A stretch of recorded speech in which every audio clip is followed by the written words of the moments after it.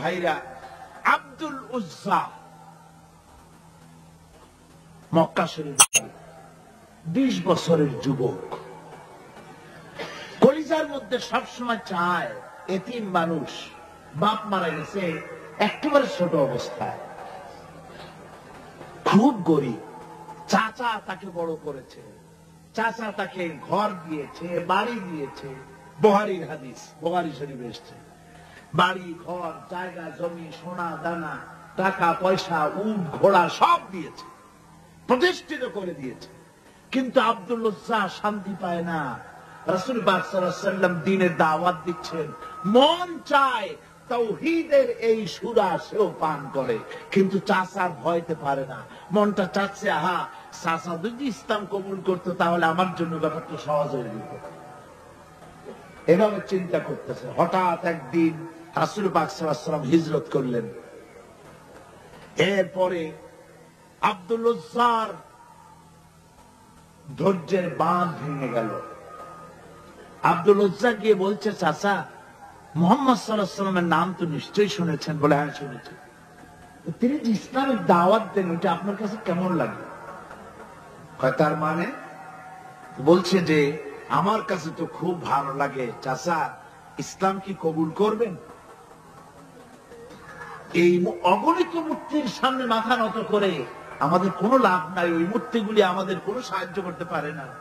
এক আল্লাহ বিশ্বাস করার জন্য মুহাম্মদ সাল্লাল্লাহু আলাইহি ওয়াসাল্লাম আমাদের বলেছেন।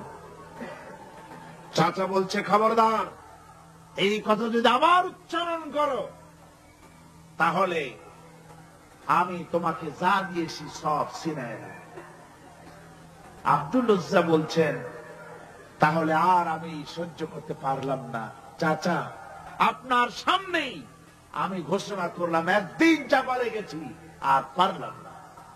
আমি ঘোষণা করে দিলাম, লা ইলাহা ইল্লাল্লাহু মুহাম্মাদুর রাসূলুল্লাহ। পরিণতি জানো? আব্দুল উজ্জা বলল, কি পরিণতি?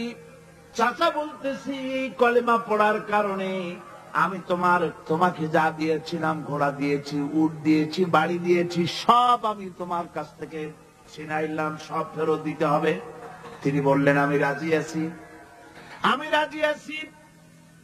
আপনি আমার সোনা দানা ঘোড়া উট আর ঘর বাড়ি যা দান করেছেন, এই দুনিয়াটার মালিকও যদি আমারে বানাই দিতেন, আমি এর বিনিময়ে কলেমা পড়া থেকে আর আমি নিজেকে থামায় রাখতে পারি না। বলে, আমার সব আমাকে ফেরত দাও। বলল, দিলাম, যা আপনি দিয়েছেন সব আপনাকে ফেরত দিলাম। চাচা বলছে, জায়গা জমি টাকা পয়সা সোনা দানা সব পেলাম, তোমার গায়ে যে জামা, তোমার পরনের যে লুঙ্গি, ওটা আমার টাকার খোলো। আব্দুল উজ্জা বললেন, আপত্তি নাই। জামা খুলে দিলে, পরনের লুঙ্গিটাও খুলে দিলে। 20 বছরের যুবক এই অবস্থায় চলে গেলেন মায়ের কাছে। মা আব্দুল উজ্জাকে এই অবস্থায় দেখে 2 চোখ চেপে ধরলেন। বললেন, বাবা, তোমার এই অবস্থা কেন? ছেলে বলছে, মা, ইমান আনার কারণে আমি সব হারায় ফেলেছি, আমার আর কিছুই নাই। ইমান আনার কারণে আমার এই অবস্থা হয়েছে। মা বলছে, বাবা, আমার কাছে কি চাও? ছেলে বলছে, মা, আমি চলে যেতে চাই মদিনায়, আল্লাহর নবী মুহাম্মদুর রাসূলুল্লাহ সাল্লাল্লাহু আলাইহি ওয়াসাল্লামের দরবারে চলে যেতে চাই। আমি একটু বস্ত্র চাই। মা একটা পুরানা কম্বল তার হাতে দিয়ে দিলেন। আব্দুল উজ্জা কম্বলটাকে ছিঁড়ে এক টুকরা কোন রকম হাঁটুর উপরে জড়ায় নিলেন, আর এক টুকরা গায়ে দিয়ে নিলেন। আব্দুল উজ্জা বহু কষ্ট করে মরুভূমি পাড়ি দিয়ে মদিনা মুনাওয়ারায় চলে গিয়ে বাবি জিবরিল থেকে ঢুকে আসহাবে সুফফার চবুতরার সামনে বসে আছেন, ছেঁড়া কম্বল পরা। এবার বিশ্ব নবী, দুনিয়া আখিরাতের বাদশা জনাবে মুহাম্মদ রাসূলুল্লাহ সাল্লাল্লাহু আলাইহি ওয়াসাল্লাম যখন মসজিদের নিজের ঘরের থেকে দরজা খুলে বেরিয়েছেন, দেখেন এক যুবক বসা, একটা আধাটা কম্বল পরা, হাঁটুর উপরে কোন রকম করে রানটা লজ্জাস্থানটা ঢাকার, গায়ে একটা ছেঁড়া কম্বল। তার এই অবস্থা দেখে হুজুর জিজ্ঞেস করেন, তুমি কে? যুবক বলছে, আমি আব্দুল উজ্জা। ইসলাম কবুল করার জন্য আমার সব ছিল, আমি কম ধনী ছিলাম না। আমার চাচা সব নিয়ে গেছে, সিনাই রেখেছে, আমার লুঙ্গিটাও দেয় নাই। ঘটনা সব তিনি ঘুরে ঘুরে বললেন। হুজুর বললেন, তোমার নাম আব্দুল উজ্জা নয়, তোমার নাম আব্দুল্লাহ। আব্দুল্লাহ জুলবাজাদাইন তার নাম। হযরত আব্দুল্লাহ জুলবাজাদাইন কি রাসূলুল্লাহ দিয়া দিলেন, আসহাবে সুফফাদের সাথে মিলাই দিলেন, এখানে থাকো, খাবার আসতে পরে খাবে। তাদের সব সময় খাবার থাকতো না। আসহাবে সুফফায় তারা থাকতেন যাদের ঘর নাই, বাড়ি নাই, থাকার জায়গা নাই। ক্ষুধার জ্বালায় যখন তারা অতিষ্ঠ হয়ে যেতেন, নবীজি ঘরের থেকে তাহাজ্জুদের জন্য যখন বেরোতেন, ক্ষুধার্ত সাহাবীরা রাসূলের চেহারা দেখার সঙ্গে সঙ্গে ক্ষুধা নিবৃত হয়ে যেত।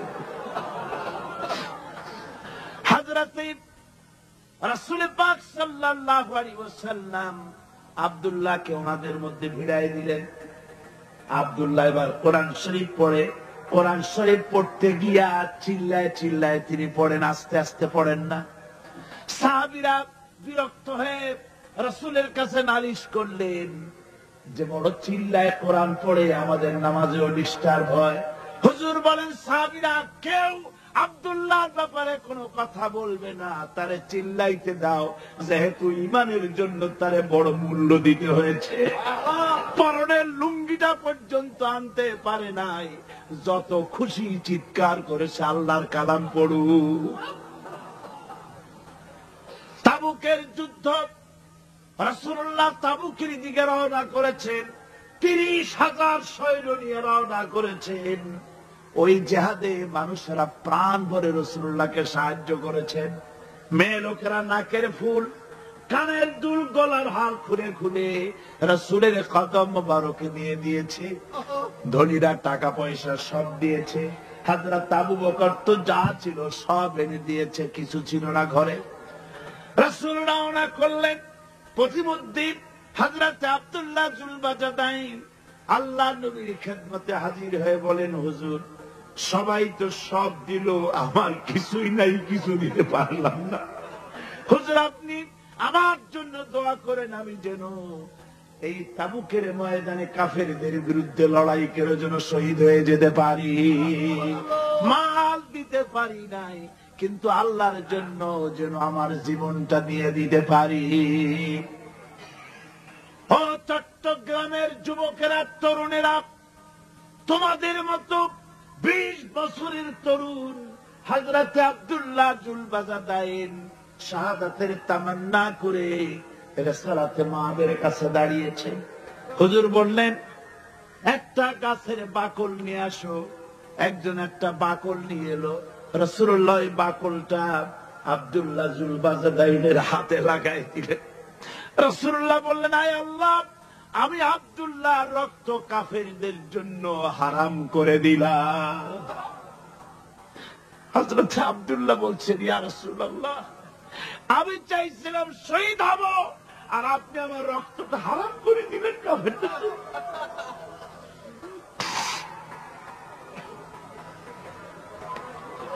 আল্লাহ নবী বলেন, আব্দুল্লাহ রে, কোন চিন্তা করো না, তোমার মৃত্যু যদি জ্বরেও হয়, আল্লাহ রাব্বুল আলামিন তোমার শাহাদাতের দরজা দিয়ে নিবেন। তাবুকের প্রান্তরে চলে গেলেন। কয়েকদিন ওই তাবুকের ময়দানে থাকায় রাসূলের কাছে খবর এলো, আব্দুল্লাহ মারাত্মক জ্বরে আক্রান্ত হয়ে ইন্তেকাল করেছেন। রাসূলুল্লাহ বললেন, আমি জানাজা পড়াবো। হযরতে আব্দুল্লাহ জানাজা হলো গভীর রাত। কবরের ভিতরে একজন দাঁড়ায়া লাশ ধরার জন্য একজন কবরের ভিতরে দাঁড়িয়েছে। 2 জন লোকে লাশ নিয়ে আসতেছে। হযরতে বেলাল আলো উঁচু করে দাঁড়ায় ধরে আছে। অন্ধকার রাত, কবরের ভিতরে একজন দাঁড়ানো, লাশ নিয়ে এসেছে 2 জনে। কবরের ভিতরে যিনি দাঁড়ানো, তিনি বলছেন এই লাশকে তোমাদের ভাইকে আদবের সাথে কবরে রাখো। কবরের মধ্যে যিনি দাঁড়ানো তিনি আর কেউ নয়, বিশ্বনবী মুহাম্মদুর রাসূলুল্লাহ সাল্লাল্লাহু আলাইহি ওয়াসাল্লাম। হযরত রাসূলুল্লাহ বলতেছেন, আবু বকর ওমর, তোমাদের ভাইকে আদবের সাথে কবরে রাখো, খবরদার বেয়াদবি করো না। কবরের মধ্যে আল্লাহ নবী আব্দুল্লাহ জুলবাজাদাইনকে নিজ হাতে শোয়াই দিয়া কবরের উপরে পাথর বিছিয়ে দিয়ে নবীজি বললেন, রব্বুল আলামিন, আজকের এই সন্ধ্যা পর্যন্ত আমি আব্দুল্লাহর প্রতি রাজি ছিলাম, তুমিও আব্দুল্লাহর প্রতি সন্তুষ্ট হয়ে যাও। হযরত ইবনে মাসউদ রাদিয়াল্লাহু তাআলা আনহু বলেন, আমি চিৎকার মেরে কেঁদে কেঁদে বললাম, আল্লাহ, আজকে যদি এই কবরে আব্দুল্লাহ না হয়ে আমি হতাম, আমার কিসমতটা ভালো হয়ে যেত। ভূমিকম্প কেমনে হয় আমি সেটা দেখেছি। আজ থেকে কয়েক বছর আগে ক্যালিফোর্নিয়া, আমেরিকার একটি স্টেট, লস অ্যাঞ্জেলেসে ভূমিকম্প হয়েছিল। ওই দেশে রাস্তা আছে দোতলা, তিনতলা, চারতলা, ফ্লাইওভার গুলি তিনতলা, চারতলা পর্যন্ত। এই দৃশ্যটা ওয়াশিংটনের নাসা, যেখানে মহাশূন্য গবেষণাগারের কয়েকটা অফিস আছে, তার একটি অফিস আছে ওয়াশিংটনে। সেইখানে আমাকে নেওয়া হলো এবং আমি দেখলাম বিরাট স্ক্রিন, সেই পর্দায় দেখানো হলো ভূমিকম্পের দৃশ্য। দরিয়ার ভিতরে পানি যেমন রোলিং হয়, তুফান হয়, এইভাবে করে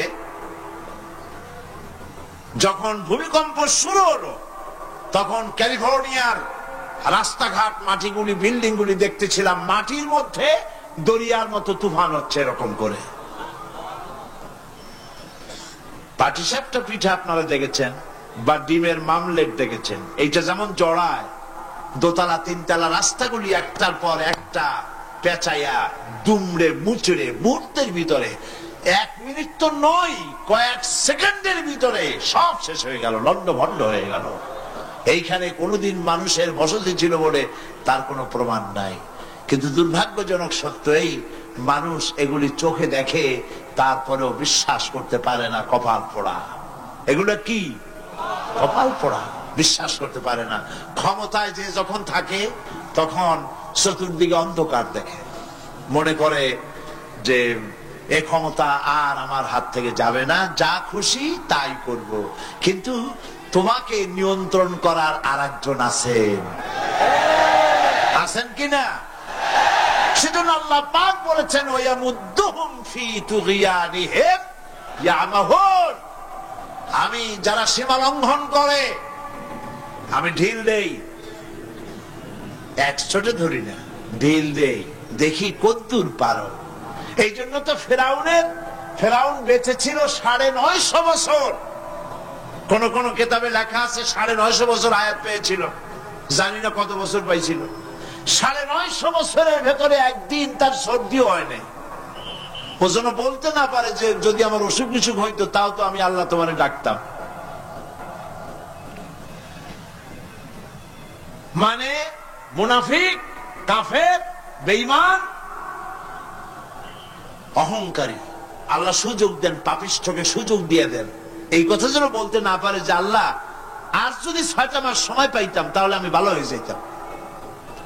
এরকমও সুযোগ দেওয়া হয় না। ঠিক আছে, করতে থাকো, দেখি কদ্দুর পারো। তারপরে যখন সীমা লঙ্ঘন করে করে একদম প্রান্তে এসে যায়, তখন দড়ির অপর প্রান্ত কার কাছে? কার কাছে? ঘুড়ি যত উপরেই ওড়ে, ঘুড়ির লাটায় ওই পেছনে একটা সুতা আছে, সেই সুতাটা আরেকজনের হাতে, ঠিক না? ঘুড়ি যতই মনে করুক যে আমি পাল্লা দিয়ে মঙ্গল গ্রহে যাব, যেখানে ঘুরি সেখানে যাব, ঘুড়ির এই অহংকার মিশে বেশি দূরে যেতে পারবে না, যেহেতু তোমার পেছনে একটা দড়ি আছে, সেই দড়িটা আরেকজনের হাতে। এই দড়িতে যখন টান দেওয়া হবে, কাছে ফিরে আসতে হবে, যেখান থেকে উৎপত্তি সেখানেই ফিরে আসতে হবে। সুতরাং আল্লাহ পাকের এই প্রচন্ড ক্ষমতাকে বিশ্বাস করতে হবে যে তিনি বিরাট ক্ষমতার মালিক।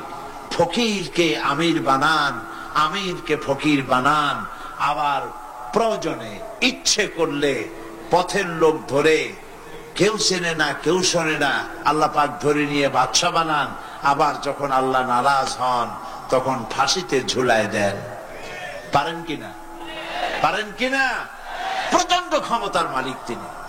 আল্লাহ পাককে বিশ্বাস করার জন্য 4টি শর্তে: আল্লাহর অস্তিত্বে বিশ্বাস, গুণাবলীতে বিশ্বাস, ক্ষমতায় বিশ্বাস, 4 নম্বরে হচ্ছে তার হুকুম এবং আহকামে বিশ্বাস।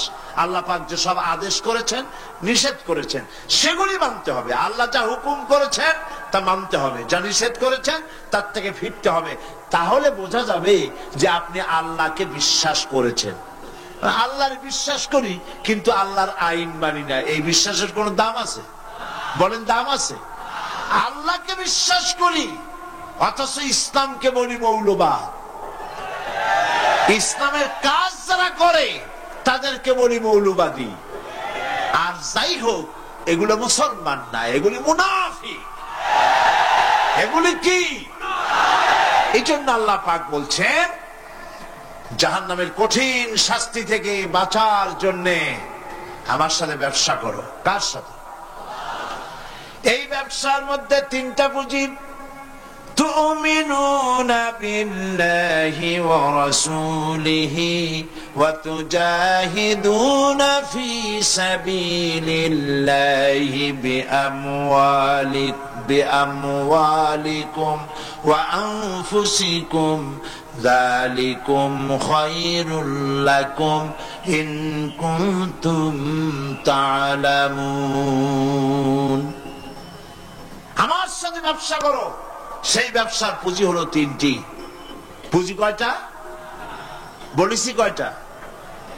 একটাও এখনো শেষ হয়নি। প্রথমে বলেছিলাম আল্লাহর প্রতি ঈমান, 2 নম্বরে রাসূলের প্রতি ঈমান, 3 নম্বরে এখনই ভুলে গেলেন? জোরে বলেন কি? এখন আল্লাহর প্রতি ঈমান আনলে পরে উপকার কি কি কি উপকার হয় সেটা শোনার দরকার কিনা? ফায়দা ছাড়া তো মানুষ কাজ করে না, ফায়দা হইতে হবে, লাভ হইতে হবে। ঈমান, আল্লাহর প্রতি ঈমান আনলে অনেক লাভ। তার মধ্যে কয়েকটা লাভের কথা আজকে আমি বলবো ইনশাআল্লাহ। বলেন ইনশাআল্লাহ।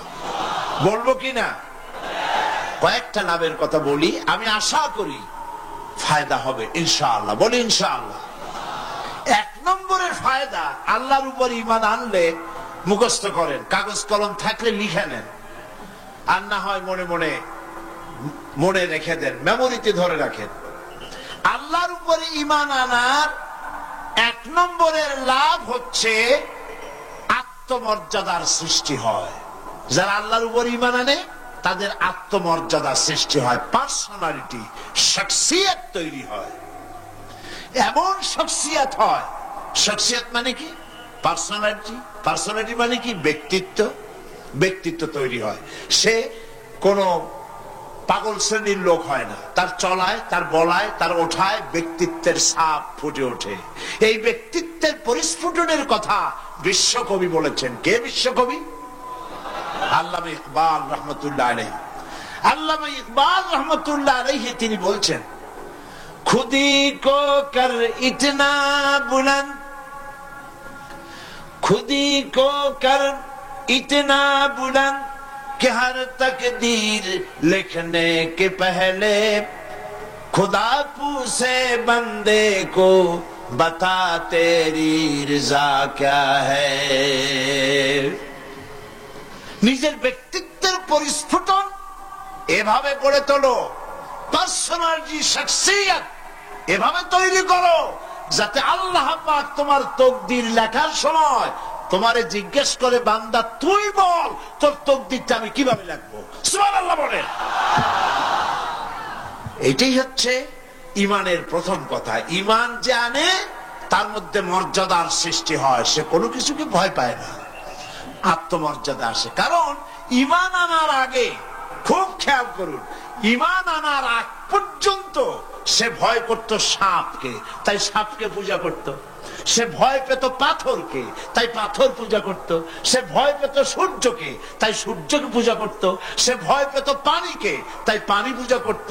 ভয় পেত আগুনকে, তাই আগুনকে পূজা করত। ভয় পেত বিরাট গাছ, ওইটারই পূজা করত। যেটা বড় ওইটারই পূজা করত।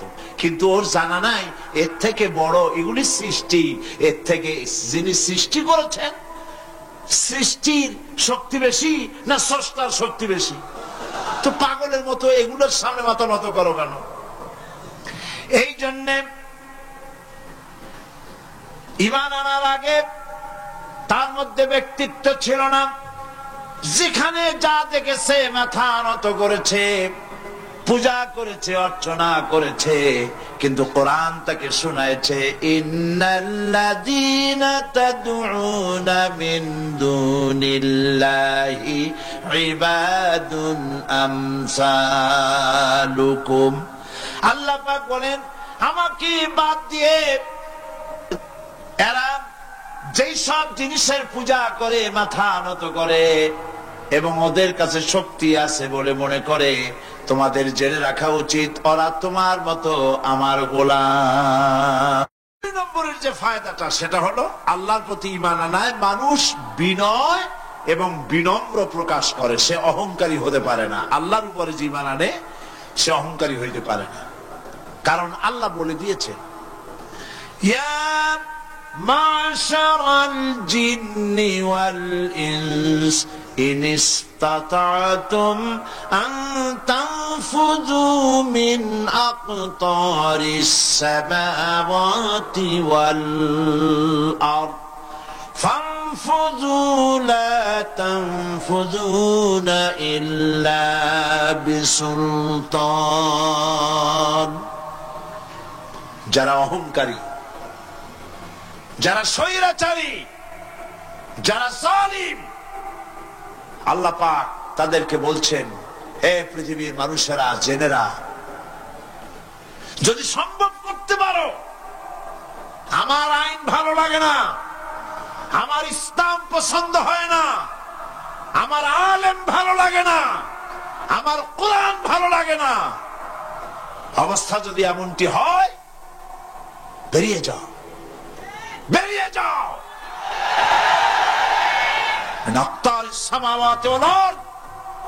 আমার সার্বভৌমত্বের ভেতর থেকে, আকাশের নিচের থেকে, জমিনের উপর থেকে বেরিয়ে যাও। ফানফুযু লা তানফুযু ইল্লা বিসুলতান। কোথায় যাও? পালাবার জায়গা নাই, বেরোতে পারবে না। আকাশ আর জমিন দিয়ে প্যাকেট করে রেখেছি, পালাবার জায়গা নাই। কোথায় যাইবা? জুলুমের হাত যত আছে করতে থাকো, আর আল্লাহ রাব্বুল আলামিন দেখতেছেন। সুতরাং ইমানদার ব্যক্তি, তার মধ্যে বিনয় আসে, বিনম্র হয়। সে পয়সা করে আসে বলে অহংকার করে না, কারণ আল্লাহ বলেছেন, ওয়াল্লাহুল গানিয়্যু ওয়া আনতুমুল ফুকারা। আল্লাহ সাফ বলে দিয়েছেন, আল্লাহই হচ্ছেন কারো মুখাপেক্ষী নন, সম্পদশালী। আল্লাহর কোন সম্পদের অভাব নাই। ওয়া আনতুমুল ফুকারা, দুনিয়ায় তোমরা যা বাস করো সব ফকিরের গোষ্ঠী, কিচ্ছু নাই তোমাদের। তোমাদের জাতি খাইয়া শেষ করে ভালো, আর আমার কাছে যা আছে আমি শুধু দিতে থাকি, আর ভাণ্ড শুধু ভরাই থাকে, মোটেও খালি হয় না। সুবহানাল্লাহ। কাজী মোমেন বান্দা সে অর্থ এবং বিত্তের অহংকার করে না, বিদ্যার অহংকার করে না।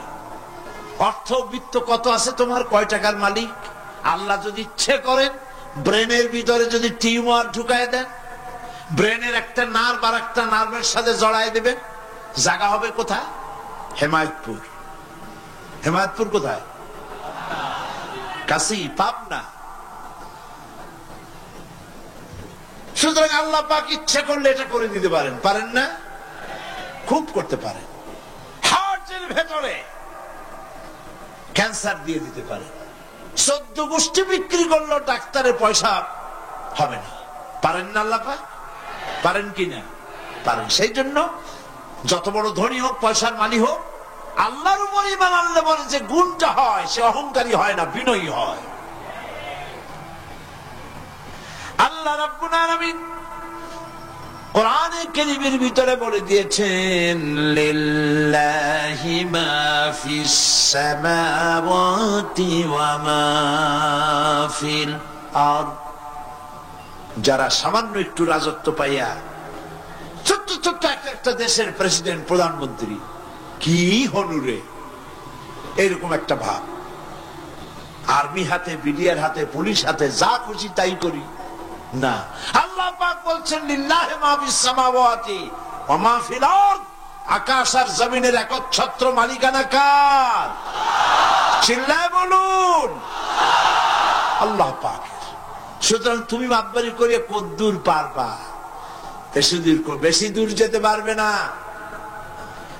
গ্রামে গোয়াল আছে, গরু রাখে যে জায়গায়, ওই জায়গাটার নাম কি? গোয়াল।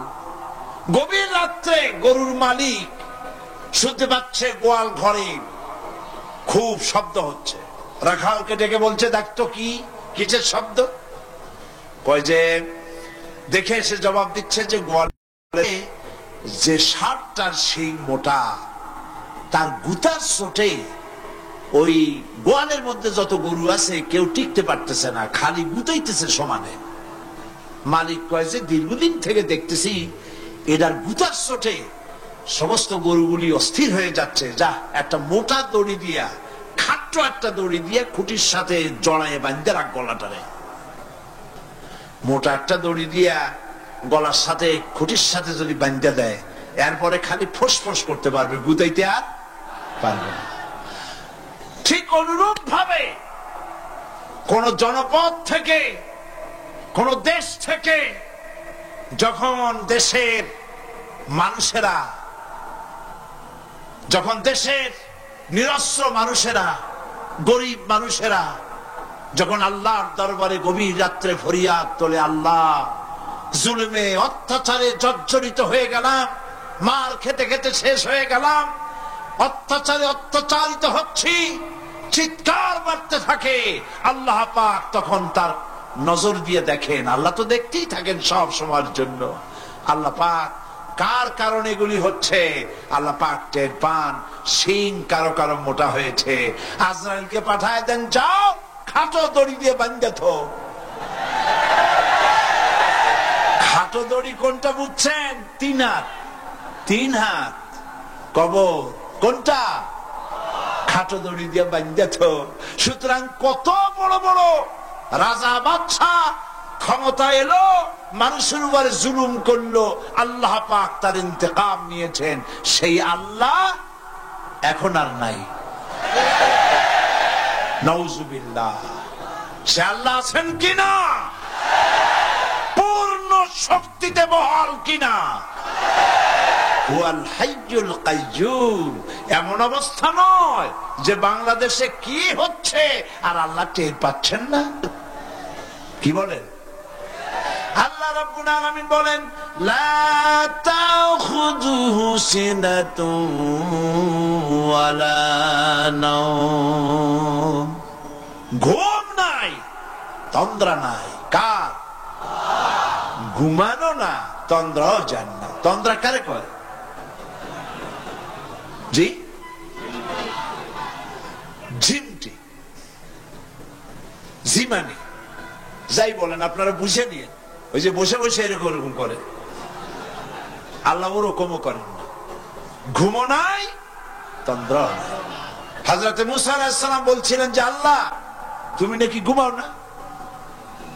মুসা আলাইহিস সালাম তো খুব আদরের নবী, আল্লাহ পাকের খুব আদরের নবী, দারুণ আদর। আল্লাহ পাক বলছেন, মুসা আমি তোমারে আমার জন্য বানাইছি। সুবহানাল্লাহ। কোরআন শরীফে আছে, আল্লাহ পাক বলছেন, মুসা আমি তোমারে আমার জন্য বানাইছি। তোমাকে যখন তোমার মা দরিয়ায় ভাসায় দিয়েছিল, আমি তোমার বাক্সর দিকে তাকাইছিলাম। সুবহানাল্লাহ। আল্লাহ যদি বলেন আমি তাকাইছিলাম, সুবহানাল্লাহ। তোমারে আমার জন্য বানাইছি।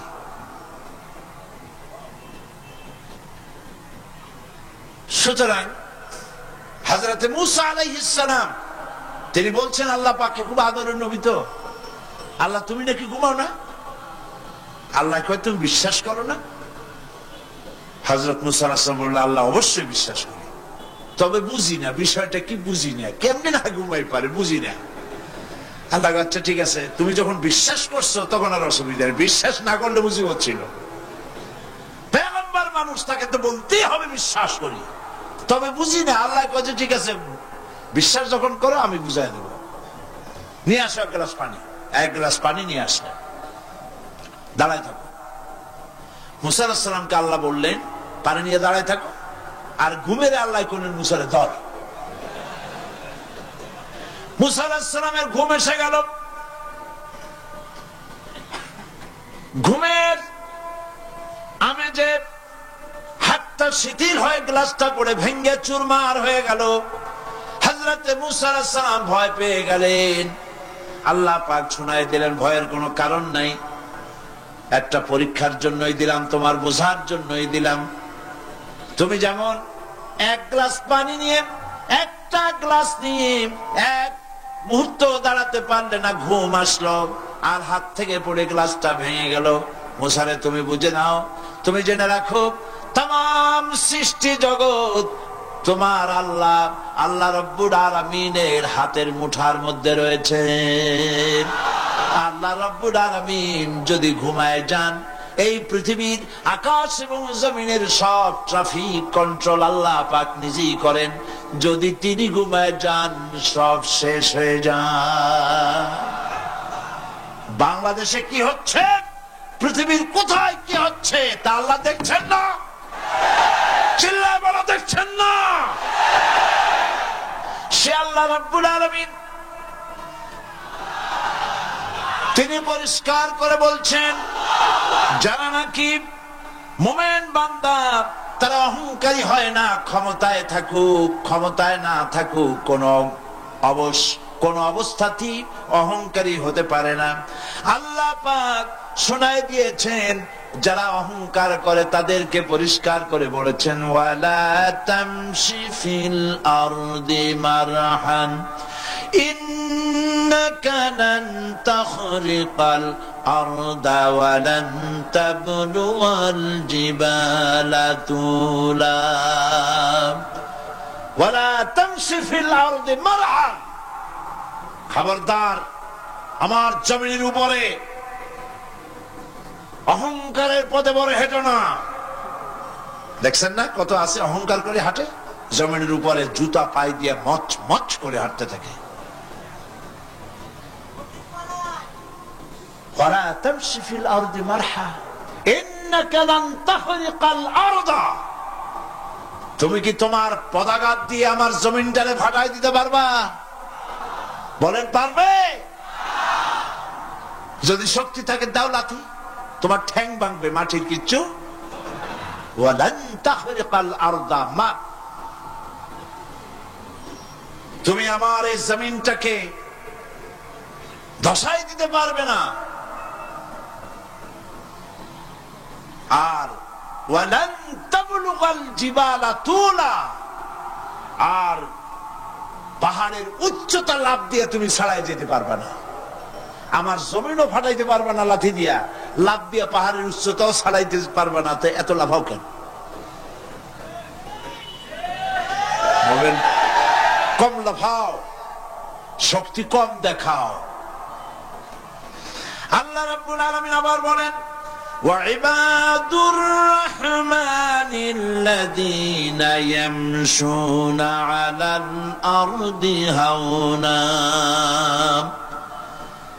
আল্লাহর বান্দা যারা, সত্যিকারের বান্দা যারা, তারা দুনিয়ার বুকে বিনয়ের সাথে হাঁটে, মাথা নিচু করে বিনয়ের সাথে হাঁটে। সুবহানাল্লাহ আলহামদুলিল্লাহ। তুই আল্লাহর প্রতি ঈমানের সবথেকে বড় লাভ হচ্ছে আত্মমর্যাদা সম্পন্ন বানায়, ঈমান তাকে বিনয় এবং বিনম্র বানায়, অহংকারী বানায় না। আর অহংকার করে তুমি যাবা কই? কদ্দুর ক্ষমতা তোমার? আল্লাহ কোরআন শরীফের বহু আয়াত দিয়ে এই কথাগুলি বলেছেন। আর এটা গেল 2। 3 নম্বরে আল্লাহর উপরে ঈমান আনার, আমি কি বলতেছি বলেন তো দেখি, ফায়দা। আল্লাহর উপরে ঈমান আনার 3 নম্বরের ফায়দা হলো মুমিন ব্যক্তির মধ্যে বীরত্ব এবং নির্ভীক ভাব তার মধ্যে এসে যায়। সে নিজে মুজাহিদ, সে বীর, সে কাপুরুষ নয়। সুবহানাল্লাহ। আল্লাহর উপর ঈমানের কারণে বীরত্ব এবং নির্ভীকতার প্রশিক্ষণ তার মধ্যে তৈরি হয়ে যায়। কারণ মানুষের সবচেয়ে বড় ভয় হলো মৌতের। বলেন তো দেখি, বড় ভয় কিসের? বলেন সবাই। আর যারা বললেন না তারা, তাদের মৌতের কোনো ভয় নেই। মৌতের ভয় আছে কিনা? আছে। কিন্তু ভয় করে যাবেন কই? ভয় তো সেইটারে করা যায় যেটাকে ভয় করে এড়ানো যায়। এখন মৃত্যুকে ভয় করে আপনি কি এড়াইতে পারবেন? পারবেন?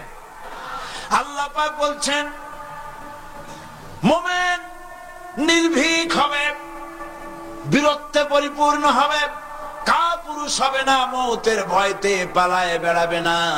আল্লাহ পাক বলছেন কুল ইন্নাল মাউতাল্লাযীনা তাফিরুনা মিনহু ফাইন্নাহু মুলাকীকুম।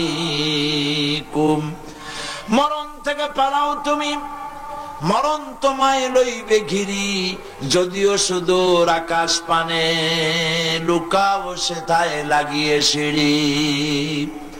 এ মহারোগের চিকিৎসক নাই, নাই সে ঔষধ জগতে, খুঁজিয়া কাতর হইলে কি হবে, পারিবে না তারে ফিরাতে।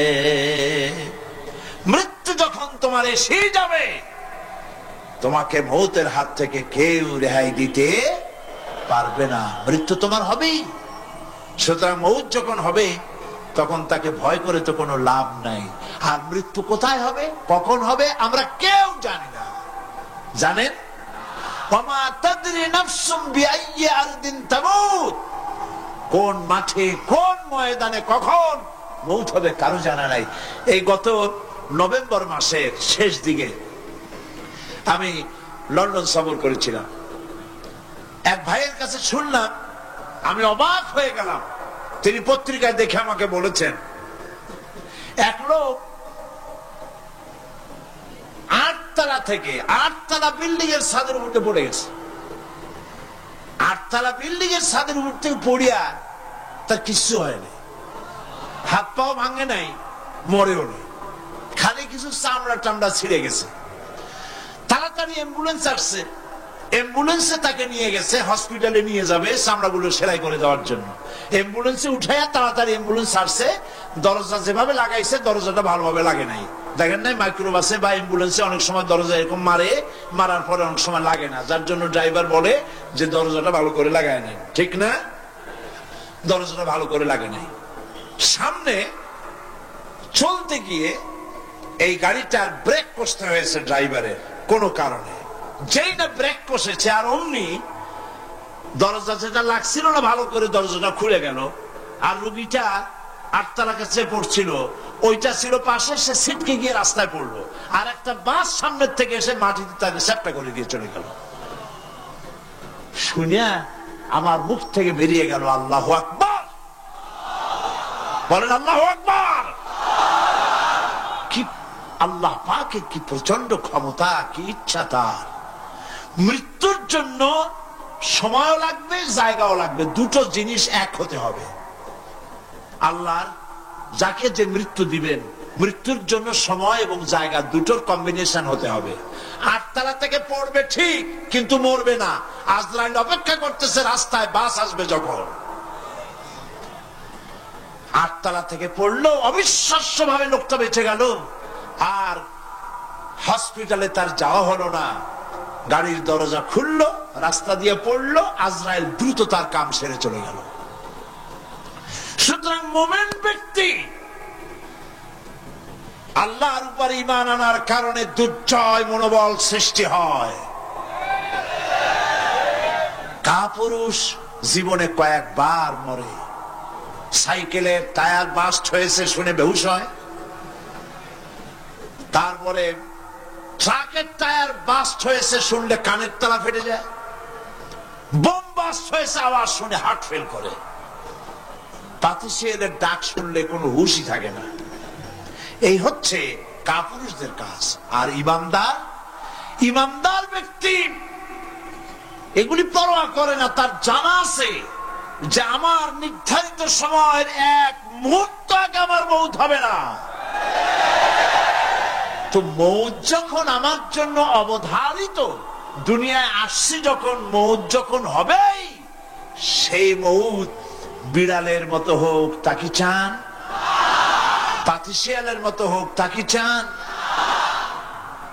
আমি তো বলি যে বিড়ালের মতো 500 বছর বেঁচে থাকার কোনো লাভ নাই, সিংহের মতো 5 মিনিট বাঁচুন। মির্জাফরের মতো 50 বছর বেঁচে থাকায় লাভ নাই, খালিদ বিন ওলীদের মতো, সিরাজউদ্দৌলার মতো বেঁচে থাকুন।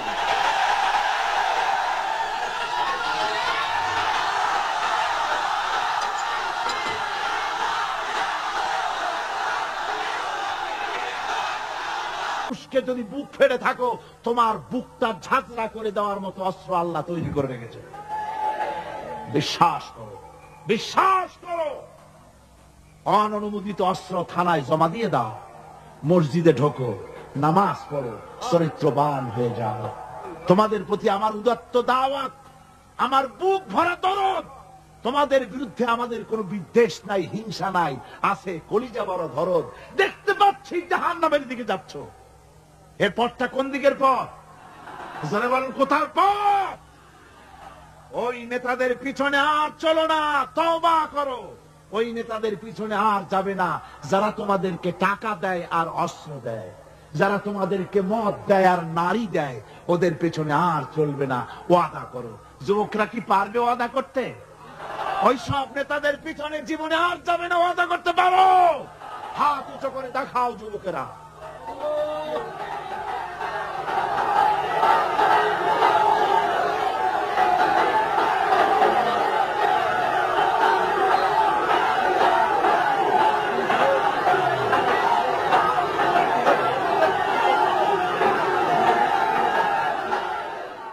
সুতরাং ইসলামকে জমিনে টিকিয়ে রাখার জন্য চাই সংগ্রাম। তাই আল্লাহ রাব্বুল আলামিন বলেছেন, ওয়াতুজাহিদুনা ফি সাবিলিল্লাহি বিআমওয়ালিকুম ওয়া আনফুসিকুম যালিকুম খায়রুল লাকুম ইন কুনতুম তা'লামুন। আল্লাহ পাক বলেন, আমার রাস্তায় জিহাদ করো, জান দাও, মাল দাও, জান দাও, জিহাদ করো। এটাই হলো উত্তম কাজ। যদি তোমরা ইসলাম বুঝে থাকো, এটাই তোমাদের জন্য কল্যাণকর। আগে বলেছেন মালের কথা, পরে জানের কথা। আগে কোনটা? মাল, পরে জান। যেহেতু আমরা জানের চাইতে মালের মহব্বত করি বসি, ঠিক কিনা? তো মালের মহব্বত করি বেশি। আমরা কথায় কথায় বলি, আরে ভাই দরকার যদি হয় জানটা দিয়ে দিব। আর জান যদি দিয়েই দেন তো মালটা তো থাকেই গেল। এই জন্য আল্লাহ বলেছেন মাল আগে দাও, তারপরে জান দাও। আমরা খুব চালাক, আমরা জান দিতে প্রস্তুত, মাল দিতে প্রস্তুত নই। একবার একটা লোক যাচ্ছে রাস্তা দিয়ে, সাথে তার প্রিয় কুকুর। কুকুরটা জিহ্বা বেরিয়ে গেছে, মরে যাচ্ছে। কুত্তার মালিক কাঁদতেছে। একজন লোক এসে বলে, ভাই তুমি কাঁদো কেন? কয় যে আমার এই কুত্তাটা খুব প্রিয় কুকুর, কুকুরটা মরে যাচ্ছে তাই কাঁদছে। কুকুর মরে কেন? কয় কুকুরটা মরতেছে 3 দিন ধরে আমি কোনো খাবার তাকে দিতে পারি না, সেই জন্য কুকুরটা মরছে। আচ্ছা হোক কুকুর, তবু তো আল্লাহর সৃষ্ট এক প্রাণী, কি খেতে দেওয়া যায়? এদিক ওদিক তাকায় দেখে কুকুরের মালিকের কাছেই রয়েছে একটা পোটলা। কয় মিয়া তোমার এই পোটলার মধ্যে কি? কয় পোটলার মধ্যে হালুয়া আর রুটি। তোমার পোটলার মধ্যে হালুয়া আছে, রুটি আছে, কুত্তা মরে ক্ষুধার জ্বালায়, তুমি খালি কান্দো, ওর থেকে এক টুকরা রুটি দিলেই তো কুত্তা বাঁচে। কুত্তার মালিক বলছে, মিয়া সাহেব ওই সব ফতোয়া আমারে শুনায়েন না, এগুলো আমি খুব জানি। রুটি আর হালুয়া দিলেই তো আমার পয়সা খরচ হবে, ওর দরদে যে কাঁদতেছি এজন্য তার পয়সা খরচ হচ্ছে না। আমাদের অবস্থা কিন্তু তাই হয়েছে। ইসলাম বিদায় হয়ে যায়, যাক না, কিন্তু আমি কাঁদবো, পয়সা দিব না। রাসূলের করুণ ঘটনাগুলি শুনে চোখের পানি ফেলবো, কিন্তু এই করুণ ঘটনা কেন ঘটলো সেই ময়দানে আমরা পা ফেলবো না, এরকম একটা অ্যাটিটিউড, এ ধরনের একটা মেন্টালিটি আমাদের মধ্যে গ্রো করেছে। ঠিক কিনা কর? আমার ভাইয়েরা, মাল দিতে হবে, জান দিতে হবে, সবকিছুকে উৎসর্গ করে দিতে হবে আল্লাহর দ্বীন প্রতিষ্ঠার জন্য। যার পয়সা আছে, পয়সা দিয়ে কি করবেন যদি আল্লাহর দ্বীন এ জমিনে কায়েম না হয়? আল্লাহর দ্বীন কায়েম না হলে অসত্য, বদমাশি, শয়তানি, সব রকমের অন্যায় কাজ দিয়ে ভরে যাবে দেশ। ক্রমান্বয়ে অশান্তির দিকে যাবে, শান্তি আসবে কেবলমাত্র ইসলাম প্রতিষ্ঠা হলে পরে। আমাদের অবস্থা হলো যে আমরা ওই কুফাবাসীদের মতো। তাদের মতো? কুফাবাসীদের মতো। কুফাবাসীরা হযরত ইমাম হুসাইনের জন্য দারুণ ভাবে কেঁদেছে। ঠিক কিনা? কুফাবাসীরা ইমাম হুসাইনকে দাওয়াত দিছিল কারা? কুফাবাসীরা। অনেকগুলি চিঠি তারা লিখছে। কুফাবাসীরা ইমাম হুসাইনকে ভালোবাসতো, দাওয়াত দিয়েছে, তার জন্য কেঁদেছে। কিন্তু কুফাবাসীদের চোখের পানিটা ছিল ইমাম হুসাইনের জন্য, আর অস্ত্র, টাকা পয়সা, শক্তি সবটা ছিল এজিদের জন্য। কথা বুঝতে পেরেছ? কুফাবাসীদের মতো অবস্থায় আমাদের হয়েছে। কুফাবাসীদের হযরত ইমাম হুসাইনের জন্য তারা শুধু চোখের পানি ফেলেছে, আর টাকা পয়সা, অস্ত্রপাতি যা ছিল সব ছিল তাদের এজিদের জন্য। আমাদের অবস্থাও তাই। আমরা ইসলামের জন্য শুধু চোখের পানি ফেলি, আর যখন ভোট দেই তখন ইসলাম যারা চায় না তাদেরকেই ভোট দেই। ঠিক কিনা? আমাদের টাকা, আমাদের পয়সা, আমাদের ইলেকশন, আমাদের হরতাল, আমাদের ধর্মঘট সবকিছু হচ্ছে ইসলাম চায় না, যারা চায় না তাদের জন্য। আর ইসলামের যখন কথা বলি, ইসলামের কথা শুনলে শুধু চোখের পানিটাই ছাড়ি, মোহব্বত চোখের পানি দিয়া শেষ করে দিই, আর কিছুই করি না। আমি একবার এইখানে এই শহরে অনেক বছর আগে একটা জানাজায় শরীক হয়েছিলাম। কোন মাঠে আমার এখন তার মনে নেই। জানাজার পরে যিনি জানাজা পড়ালেন তিনি বললেন, ওই লাশকে সামনে রেখে বললেন, কেন আসিল? তখন আমি নতুন নতুন চিটাগাং আসছি, আমি ভাষা ভালো করে বুঝিও না। একজন বললো কেন আসিল? সবাই কইলো গম আছে। তাই বললাম যে গম আছে, গম গম আমি আটা গম, সে তাই মনে করেছি যে এটার কি সম্পর্ক। আমি ইমাম সাহেবকে জিজ্ঞেস করলাম যে আপনি বললেন কি, আর জনগণই বললো। যে আমি জিজ্ঞেস করলাম যে লোকটা কেমন ছিল, তো সবাই বললো ভালো ছিল। তা বললাম তো ফায়দা কি? ফায়দাই যে সবাই বললো ভালো, আল্লাহ তারে মাফ করে দিয়া ভালো বলে বেহেশতে পাঠায় দেবে। বলো আশ্চর্য কথা। আল্লাহ কি এইরকম নাকি যে একটা সুদখোর, ঘুষখোর, জেনাকার, এ লোক ভালো না খারাপ আমি তা বলতে চাই না, কিন্তু একটা লোক সে কন্ট্রাক্টর ছিল, কন্ট্রাক্টরি করতে গিয়ে রাস্তাঘাট, স্কুল, কলেজের রড, সিমেন্ট জনমের মতো খাইছে। কথা বুঝতে পেরেছেন? সরকারি গিয়ে, ক্ষমতায় গিয়ে গভর্নমেন্টের টাকা পয়সা জনমের মতো শেষ করে ফেলেছে। এই লোকটি সুদখোর, ঘুষখোর, জেনাকার মরে গেছে, আর আসে আপনি কইলেন যে কেন আসিল? সকল গম আসিল, আর আল্লাহ বেহেশতে দিয়ে দেবে। তাহলে আল্লাহ হাকামুল হাকিমিন হইলেন কি করে? এটা কি বিচার হইল নাকি? কি করে সম্ভব? আমার বন্ধুগণ, আমরা যখন মরে যাই, মরার পরে আমাদেরকে কবরের মধ্যে রাখা হয়। কবরের ভিতরে রেখে আমাদেরকে বলা হয়, যারা কবরে রাখে তারা বলে, মৃত্যু ব্যক্তিকে কবরে রাখার সময় বলে, বিসমিল্লাহি আলা মিল্লাতি রাসূলিল্লাহ, আল্লাহর নামে রাসূলের দলে উঠাই দিয়ে গেলাম। আল্লাহর নামে কার দলে উঠাইলো? রাসূলের দলে। চিন্তা করেন ভাইরা, আল্লাহর নামে রাসূলের দলে উঠাইলেন কারে? কারে উঠালেন? এই লোকটি তার যৌবনকালে যত মিছিল করেছে, ধর্ম নিরপেক্ষতাবাদের পক্ষে মিছিল করেছে, পুঁজিবাদের পক্ষে মিছিল করেছে, সমাজতন্ত্রের পক্ষে মিছিল করেছে, স্লোগান দিয়েছে, দেওয়ালে লিখেছে, বক্তৃতা করেছে, ভোট দিয়েছে, বই লিখেছে, জীবনে যা কিছু করেছে সব করেছে মানুষের তৈরি করা মতবাদের জন্য। তার ভোট ইসলামের কাজে লাগে নাই, তার ইলেকশন ইসলামের কাজে লাগে নাই, তার দেওয়ালের লেখা ইসলামের কাজে লাগে নাই, তার বক্তৃতা, তার টাকা পয়সা ইসলামের কাজে লাগলো না। মরে গেছে, পরে মরা মানুষটারে উঠাইয়া বললা রাসূলুল্লাহর দলে উঠাইয়া দিলাম।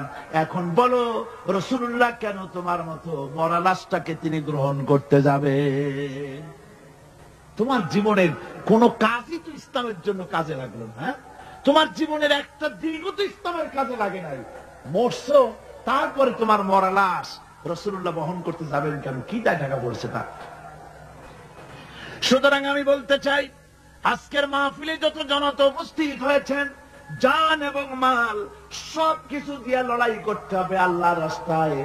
আমার ভোট, আমার ইলেকশন, আমার স্লোগান, আমার বক্তৃতা, আমার টাকা কড়ি খরচ সবকিছু হবে আল্লাহর জন্য। কুল ইন্না সালাতি ওয়া নুসুকি ওয়া মাহইয়ায়া ওয়া মামাতি লিল্লাহি রাব্বিল আলামিন। সবাই পড়েন, ইন্না সালাতি ওয়া নুসুকি ওয়া মাহইয়ায়া ওয়া মামাতি লিল্লাহি রাব্বিল আলামিন। আল্লাহ পাক বলেছেন, বলো আমার নামাজ, আমার হায়াত, আমার কোরবানি, আমার মত সব আল্লাহর জন্য। কার জন্য? আল্লাহর জন্য। সুতরাং জিহাদ হলো আমাদের জন্য অপরিহার্য। সেই কথাটি এতক্ষণ ধরে বুঝালাম।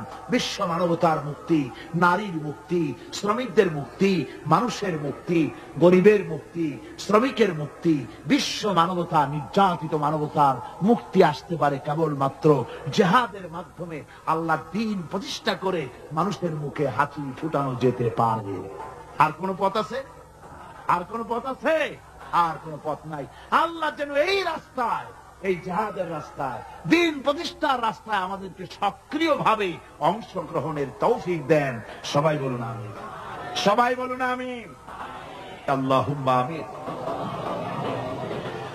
রব্বানা যালামনা আনফুসানা ওয়া ইন লাম তাগফির লানা وترحمنا لنكونن من الخاسرين ربنا ظلمنا أنفسنا وإن لم تغفر لنا وترحمنا لنكونن من الخاسرين رب العالمين तमाम পৃথিবীর মাটির নিচে হযরতে আদম থেকে নিয়ে পর্যন্ত সমস্ত নবী, সমস্ত সাহাবী, সমস্ত নবীদের স্ত্রীগণ, আয় আল্লাহ তোমার এই দ্বীনকে প্রতিষ্ঠা করার জন্য যারা শাহাদাত বরণ করলেন, যত মুমিন মুমিনাত সকলের আল্লাহর উপরে সওয়াব পৌঁছায় দাও রব্বুল আলামিন। আমরা যারা হাত তুলেছি এর মধ্য থেকে মা বাপ যাদের দুনিয়া থেকে জরুবের মতো বিদায় হয়ে গেল, আল্লাহ রব্বুল আলামিন আমাদের আব্বা আর আম্মা দুনিয়া থেকে যাদের জন্মের মতো বিদায় হয়ে গেছে, কবরটাকে জান্নাতের টুকরা বানায়া দাও রব্বুল আলামিন। আমাদের মা বাপের কবরের মধ্যে বেহেশতের বাগান বানায়া দাও। রব্বিরহামহুমা কামা রব্বায়ানি সগীরা রব্বিরহামহুমা কামা রব্বায়ানি সগীরা। সবাই পড়েন, রব্বিরহামহুমা কামা রব্বায়ানি সগীরা। আয় আল্লাহ তোমার রহমতের নজর দিয়ে আমাদের দিকে তাকাও আল্লাহ। আমরা সারা জীবন গুনাহ করেছি, বেয়াদবি করেছি, আল্লাহ তুমি দয়া করে আমাদের জিন্দেগীর সমস্ত গুনাহ খাতা মাফ করে দাও রব্বুল আলামিন। এই মাহফিলের ভিতরে জিনাকার থাকতে পারে, হত্যাকারী থাকতে পারে, সুদখোর থাকতে পারে, ঘুষখোরও থাকতে পারে। আয় আল্লাহ যত গুনাহগারেরা মিলে আমরা হাত তুলেছি, যেমন গুনাহগার আছে তেমন ভালো মানুষও এই মাহফিলে আছে। আয় আল্লাহ অসম্ভব নয়, এই মাহফিলে তোমার অনেক ওলিরা হাত তুলেছে। আয় আল্লাহ আলেমে দ্বীনরা হাত তুলেছে, হাফেজে কোরআন হাত তুলেছে, মুরব্বীরা ওস্তাদরা হাত তুলেছে, কচি কচি মাসুম বেগুনা বাচ্চারা হাত তুলেছে। রব্বুল আলামিন আমাদের গুনার দিকে নজর করো না। আমাদের গুনার দিকে তাকালে তোমার গোসা বেড়ে যেতে পারে। আমাদের গুনার দিকে তাকাইও না, আমাদের চোখের দিকে তাকাও, আমাদের মুখের কাকতি মিনতির দিকে তাকাই আমাদেরকে মাফ করে দাও আল্লাহ। রব্বুল আলামিন এই মাহফিলে যথেষ্ট যুবকেরা এসেছে আল্লাহ, যুবকেরা বয়সের দোষে গুনাহ করা স্বাভাবিক, যত গুনাহ যুবকেরা করেছে আল্লাহ সমস্ত যুবকদেরকে তুমি মাফ করে দাও। সুবহান রাব্বিকা রাব্বিল ইজ্জাতি আম্মা ইয়াসিফুন ওয়া সালামুন আলাল মুরসালিন ওয়ালহামদুলিল্লাহি রাব্বিল আলামিন।